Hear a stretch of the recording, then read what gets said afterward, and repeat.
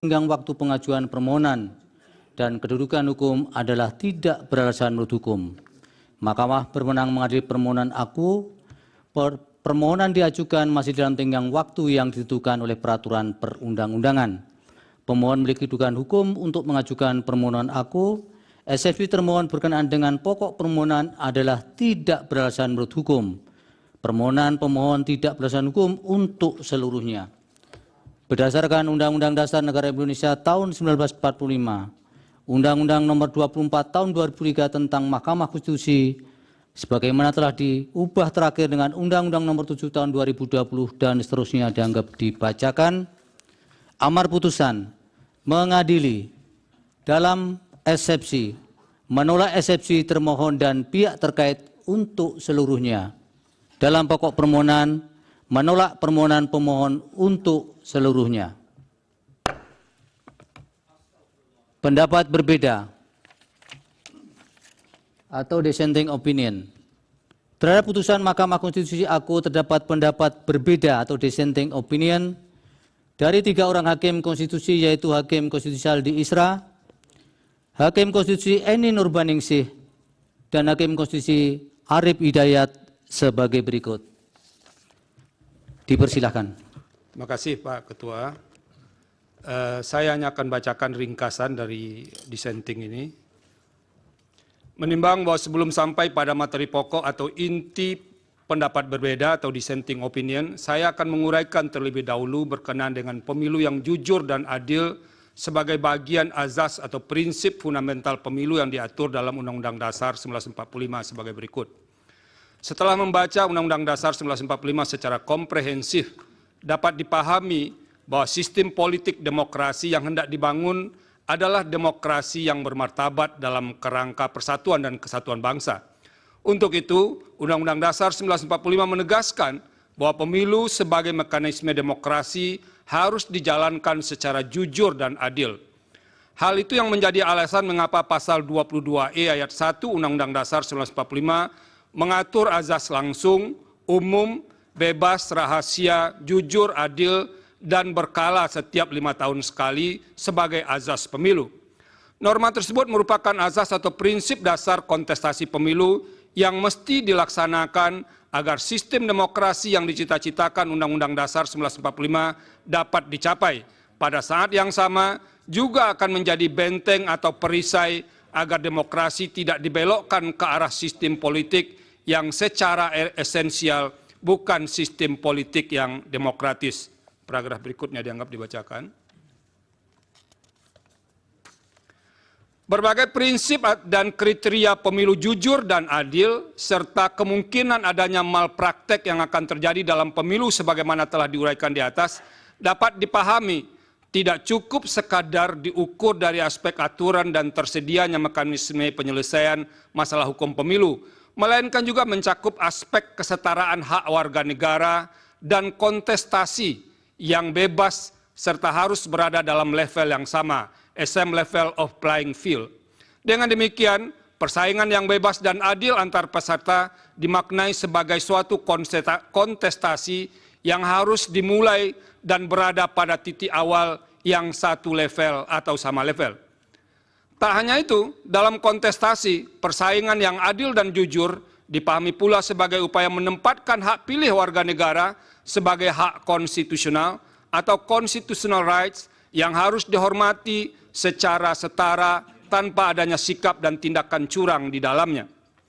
Berdasarkan kerangka teori sebagaimana diulas di atas, maka konsep pemilu jujur dan adil yang dikehendaki Undang-Undang Dasar 1945 dapat dibagi menjadi 2, yaitu pemilu jujur dan adil secara prosedural, serta pemilu jujur dan adil secara substansial. Selanjutnya dianggap dibacakan.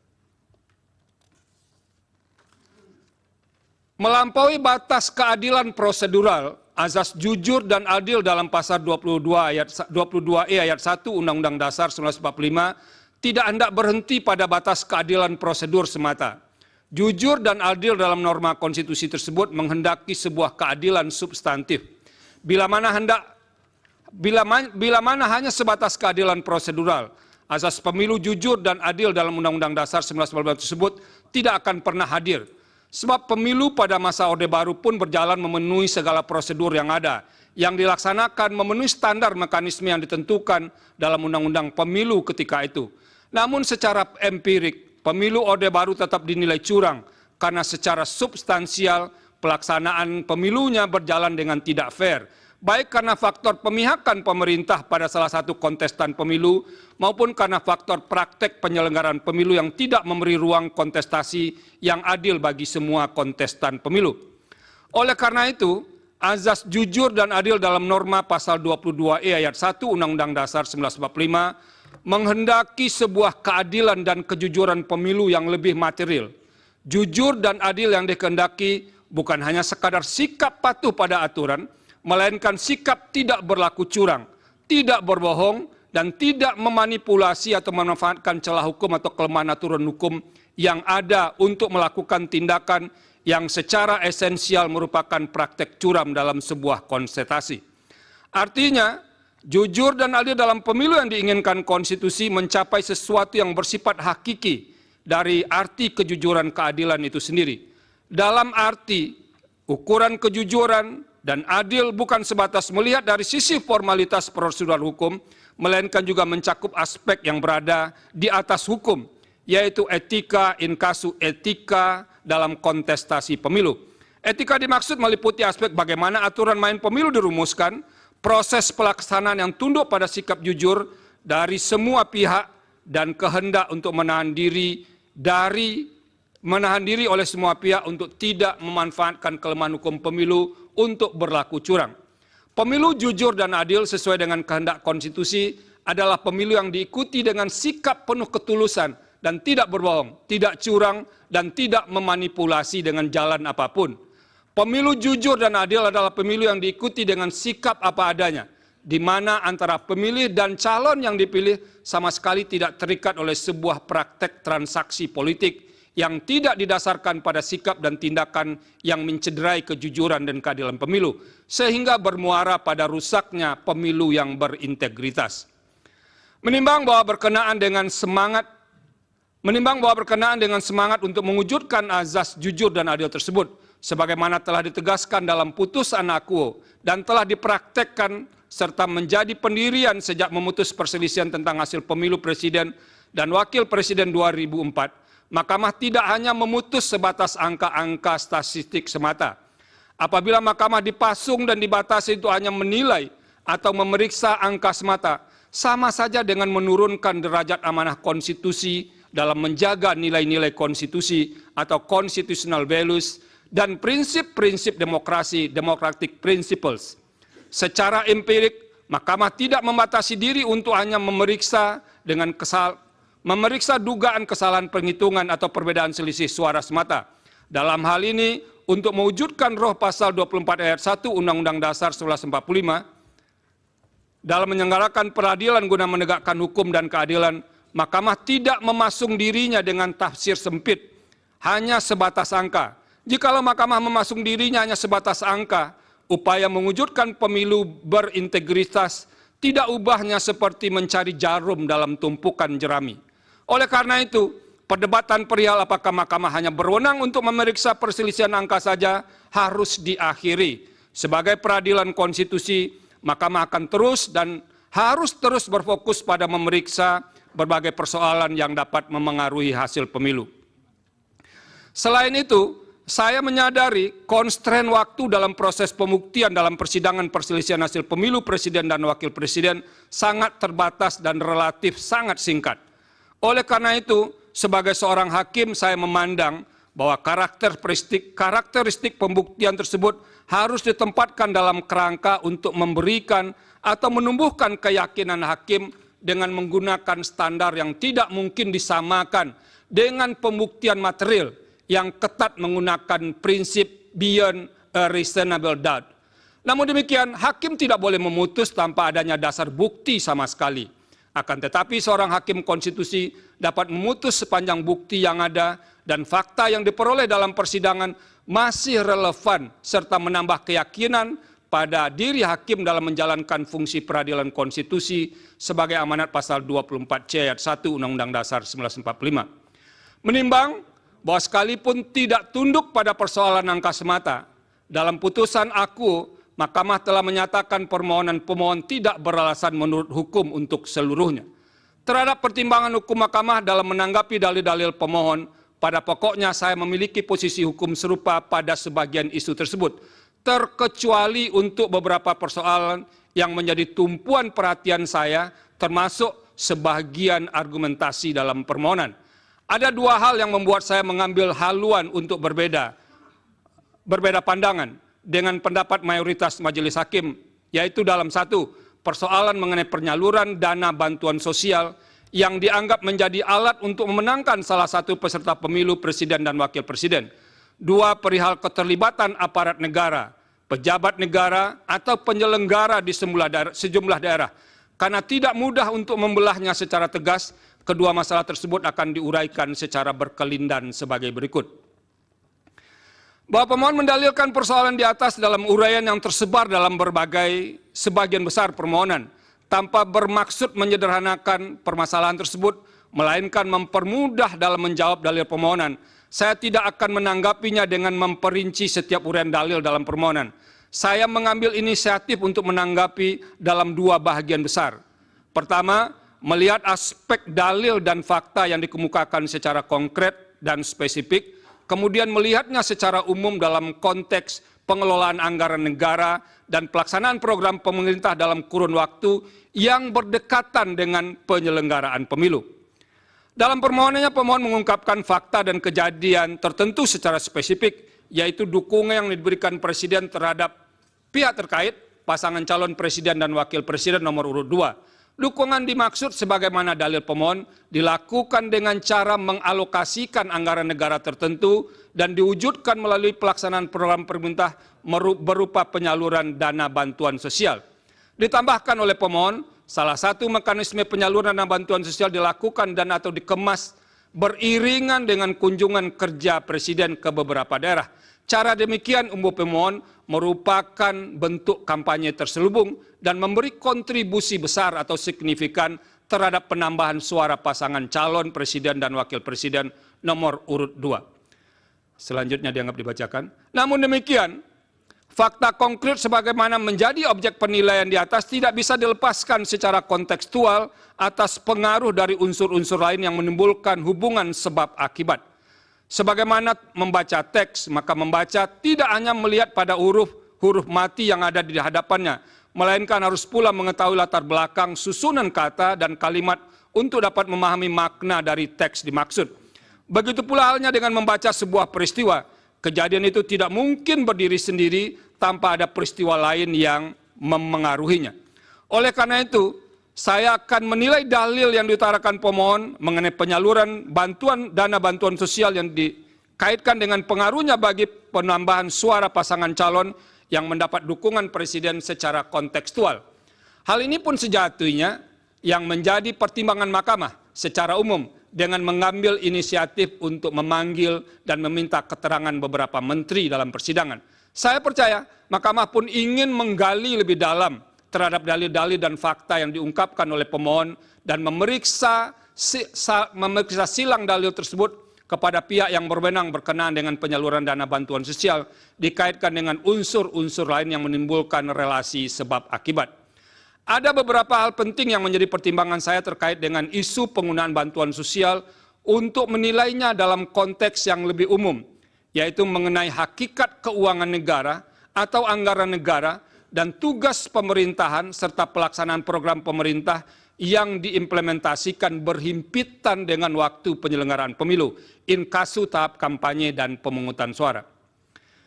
Yang menjadi persoalan besar dalam kaitan antara penggunaan uang dalam pemilu adalah berkenaan dengan sumber dana tersebut. Jikalau uang yang digunakan peserta pemilu bersumber dari keuangan publik atau anggaran negara, maka derajat persoalan yang harus dihadapi akan bertambah berkali lipat. Sebab penggunaan keuangan negara yang tidak sesuai dan dapat diartikan sebagai penyalahgunaan kekuasaan. Padahal secara konstitusional, hakikat keuangan negara harus dipergunakan bagi kepentingan umum yang sebesar-besarnya kemakmuran rakyat. Pasal 23 ayat 1 Undang-Undang Dasar 1945. Tanpa boleh ditunggangi untuk kepentingan yang bersifat pribadi maupun segelintir kelompok. Selanjutnya dianggap dibacakan. Dalam konteks penyelenggaraan pemilu presiden dan wakil presiden tahun 2024, program pemerintah tidak sepenuhnya dapat dilekatkan dengan aspek teoritis dalam konsep political budget cycle, sebab tidak terdapat petahana dalam pemilihan presiden dan wakil presiden. Presiden yang saat ini memegang jabatan tidak menjadi peserta pemilu, meskipun sebagai pribadi orang yang sedang memegang jabatan tersebut tetap memiliki hak untuk memberikan dukungan politiknya kepada salah satu pasangan calon peserta pemilihan. Konsekuensinya, ia juga diberi dan memiliki kesempatan untuk melakukan kampanye dalam rangka mempengaruhi pemilih untuk memberikan suaranya kepada pasangan calon yang didukungnya. Akan tetapi, dukungan tersebut semestinya adalah dalam kapasitasnya sebagai pribadi dan bukan sebagai pemegang kekuasaan pemerintah yang masih harus menyelesaikan program-program pemerintahannya. Pada titik inilah kemudian yang menjadi sulit untuk menilai tindakan seorang presiden sebelum dan selama penyelenggaraan pemilu.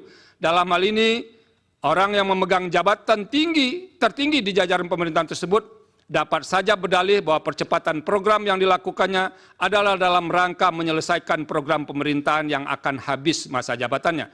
Namun program dimaksud pun dapat digunakan sebagai kamuflase dan dimanfaatkan sekaligus sebagai piranti dalam memberikan dukungan atas pasangan calon peserta pemilihan presiden dan wakil presiden. Dalam upaya menilai dan memutus persoalan ini, dengan memeriksa secara saksama bukti-bukti yang disampaikan oleh para pihak dalam persidangan, ditambah dengan keterangan yang disampaikan oleh para menteri, fakta persidangan menunjukkan bahwa aturan prosedural pengelolaan anggaran negara telah dilalui secara patut dan layak sehingga dalam proses dan tata kelola tidak mengindikasikan ada kesalahan administrasi. Namun demikian, tugas utama seorang hakim adalah memutus perkara yang diajukan kepadanya, ke hadapannya secara adil. Selain itu, hakim harus menemukan kebenaran sesuai dengan fakta dan didukung oleh bukti yang meyakinkan.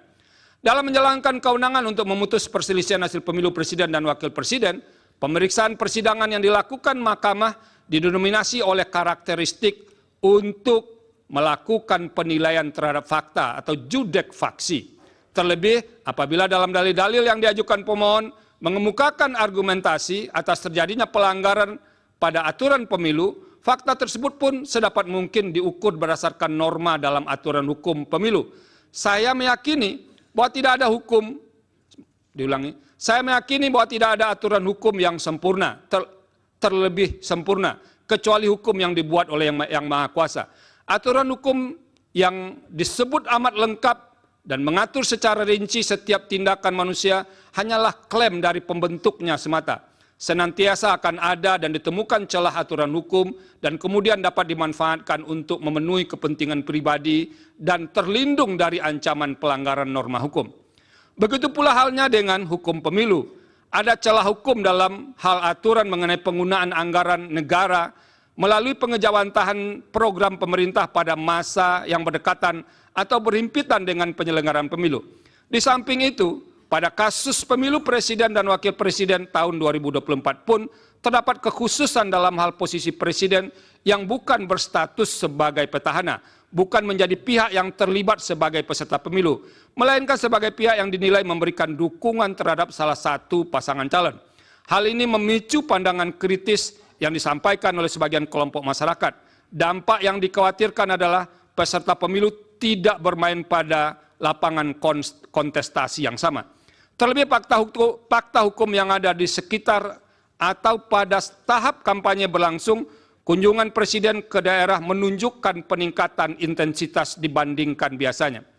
Faktor yang mendukung hal tersebut antara lain adalah keadaan adanya celah aturan hukum dalam undang-undang pemilu yang berpeluang dimanfaatkan. Perumpamaan kondisi demikian ibarat banyak orang melihat asap mengepul membubung tinggi, tapi tiada satu pun yang dapat menemukan titik api yang menjadi sumber asap itu. Pada titik inilah moralitas atau etika memainkan peran penting agar tidak memanfaatkan celah atau kekosongan aturan hukum, legal loopholes. Bagaimanapun dampak dari dukungan tersebut kepada salah satu peserta pemilu menyebabkan ketidaksetaraan peserta dalam kontestasi perebutan suara rakyat. Padahal salah satu bentuk nyata perwujudan azas adil dalam pemilu adalah adanya upaya para peserta pemilu berada pada posisi yang setara. Suasana kebatinan demikian seharusnya dipahami semua penyelenggara pemilu dan pejabat negara untuk menerapkan standar etika tertinggi, the highest moral standard. Berdasarkan pertimbangan di atas, secara kelembagaan, saya memahami posisi mahkamah atau mayoritas hakim yang terkendala oleh banyak pertimbangan, terutama soal bukti dan penilaian atas bukti yang sehingga tidak dapat bergerak lebih jauh. Namun demikian, secara pribadi, sebagai hakim, saya memiliki keyakinan yang berbeda. Saya ulangi, maaf. Namun demikian, secara pribadi, sebagai hakim, saya memiliki keyakinan yang berbeda dengan sebagian hakim yang lain. Dalam hal ini, terdapat fakta persidangan perihal pemberian atau penyaluran bansos atau sebutan lainnya yang lebih masif dibagikan pada rentang waktu yang berdekatan atau berhimpitan dengan pemilu. Praktek demikian merupakan salah satu pola yang jamak terjadi untuk mendapatkan keuntungan dalam pemilu yang disebut dengan electoral incentive. Keterlibatan beberapa menteri aktif yang menjadi tim kampanye dalam membagi bansos terasosiasi dengan jabatan presiden secara langsung maupun tidak langsung sebagai pemberi bansos memunculkan atau setidaknya berpotensi atas adanya konflik kepentingan dengan pasangan calon. Sementara itu merujuk fakta yang terungkap dalam proses persidangan. Menteri yang terkait langsung dengan tugas tersebut, inkasu Menteri Sosial, yang seharusnya memiliki tanggung jawab terhadap pemberian bansos, menyampaikan keterangan bahwa tidak pernah terlibat dan atau dilibatkan dalam pemberian atau penyaluran bansos secara langsung di lapangan. Selain itu diperoleh pula fakta dalam persidangan bahwa terdapat sejumlah menteri aktif yang membagikan bansos kepada masyarakat, terutama selama periode kampanye. Kunjungan ke masyarakat itu hampir selalu menyampaikan pesan bersayap yang dapat dimaknai sebagai bentuk dukungan atau kampanye terselubung bagi pasangan calon tertentu. Padahal ketika kegiatan para menteri membagikan dana bansos atau dana lain yang berasal dari APBN, norma pasal 281 ayat 1 Undang-Undang Pemilu antara lain menyatakan, menteri harus memenuhi ketentuan, tidak menggunakan fasilitas dalam jabatannya, kecuali fasilitas pengamanan bagi pejabat negara, sebagaimana diatur dalam ketentuan peraturan perundang-undangan, dan menjalani cuti di luar tanggungan negara. Berdasarkan pertimbangan hukum dan fakta tersebut, pembagian bansos atau nama lainnya untuk kepentingan elektoral menjadi tidak mungkin untuk dinafikan sama sekali. Oleh karena itu, saya mengemban kewajiban moral atau moral obligation untuk mengingatkan guna mengantisipasi dan mencegah terjadinya pengulangan atas keadaan serupa dalam setiap kontestasi pemilu. Terlebih dalam waktu dekat yang hanya berselang berbilang bulan dan akan dilaksanakan pemilihan kepala daerah dan wakil kepala daerah serentak secara nasional. Penggunaan anggaran negara atau daerah oleh petahana, pejabat negara, atau oleh kepala daerah demi memenangkan salah satu peserta pemilihan yang didukungnya dapat dimanfaatkan sebagai celah hukum dan dapat ditiru menjadi bahagian dari strategi pemilihan. Dengan menyatakan dalil akuo terbukti, maka akan menjadi pesan jelas dan efek kejut, deterrent efek kepada semua calon kontestan dalam pemilihan kepala daerah dan wakil kepala daerah bulan November 2024 yang akan datang untuk tidak melakukan hal serupa. Dengan demikian, saya berkeyakinan bahwa dalil pemohon terkait dengan politisasi bansos beralasan menurut hukum. Bahwa dalam kaitan dengan dalil di atas, pemohon mengemukakan beragam tindakan yang dilakukan oleh aparat atau penyelenggara negara disertai dengan alat bukti untuk mendukung argumentasinya. Dalam persidangan, termohon telah menyampaikan sanggahan terhadap beberapa dalil yang disampaikan pemohon, dan Bawaslu serta pihak terkait pun telah memberikan keterangan serta bantahan ihwal dalil akuo. Salah satu posisi atau jabatan pemerintah yang kerap muncul dalam fakta persidangan adalah persoalan netralitas penjabat atau PJ kepala daerah dalam proses pemilu. Sebagaimana kita pahami, PJ kepala daerah yang terdapat di sekitar PJ kepala daerah yang terdapat di sekitar tahapan pemilu 2024, ini maaf tolong diperbaiki 2024, termasuk pemilu presiden dan wakil presiden merupakan konsekuensi masa transisi menuju penyelenggaraan pemilihan kepala daerah dan wakil kepala daerah serentak pada bulan November 2024. Sebagai PJ kepala daerah, mereka bukan berasal dari hasil pemilu, tapi ditunjuk oleh pejabat yang berwenang, inkasu Menteri Dalam Negeri atau Presiden. Secara normatif, eksistensi PJ Kepala Daerah didasarkan pada norma 201 ayat 9, ayat 10, dan ayat 11 Undang-Undang 10 2016.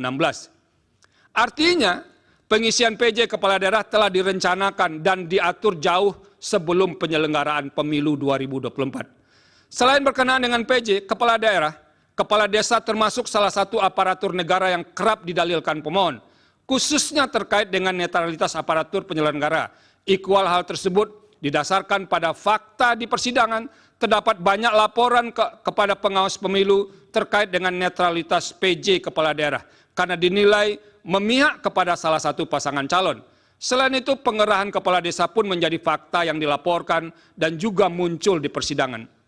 Setelah membaca keterangan Bawaslu dan fakta yang terungkap di persidangan, serta mencermati alat bukti para pihak secara saksama, saya menemukan bahwa terdapat masalah netralitas PJ Kepala Daerah dan pengerahan kepala desa yang terjadi, antara lain di Sumatera Utara, Jakarta, Banten, Jawa Tengah, Kalimantan Barat, dan Sulawesi Selatan.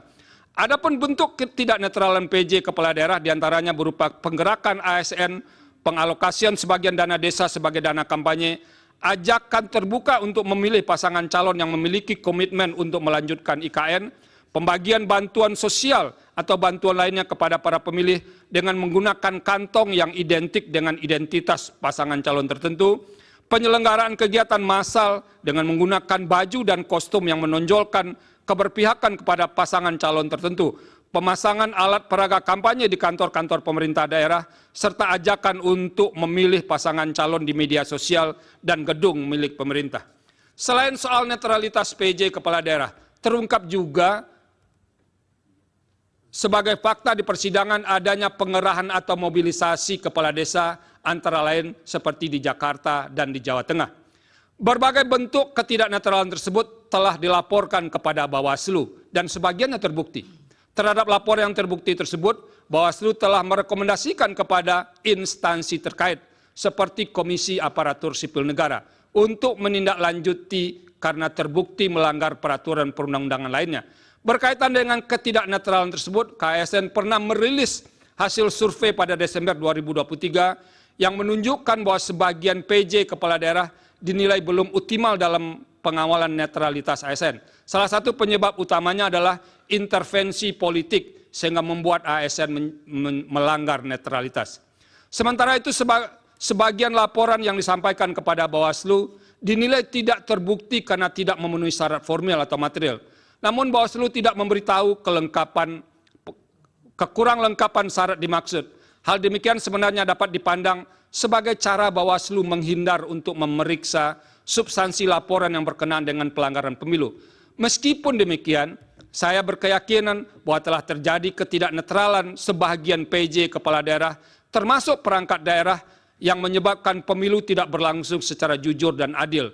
Semua ini bermuara pada tidak terselenggaranya pemilu yang berintegritas. Dengan demikian, dalil pemohon aku beralasan menurut hukum. Menimbang bahwa berdasarkan seluruh pertimbangan hukum di atas, dalil pemohon sepanjang berkenaan dengan politisasi bansos dan mobilisasi aparat atau aparatur negara, penyelenggara negara adalah beralasan menurut hukum.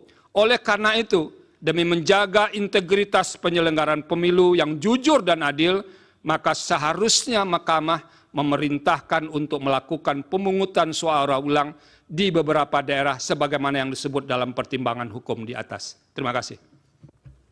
Yang Mulia, Prof. Penny. Terima kasih. Download Tribun X sekarang, menghadirkan lokal menjadi Indonesia.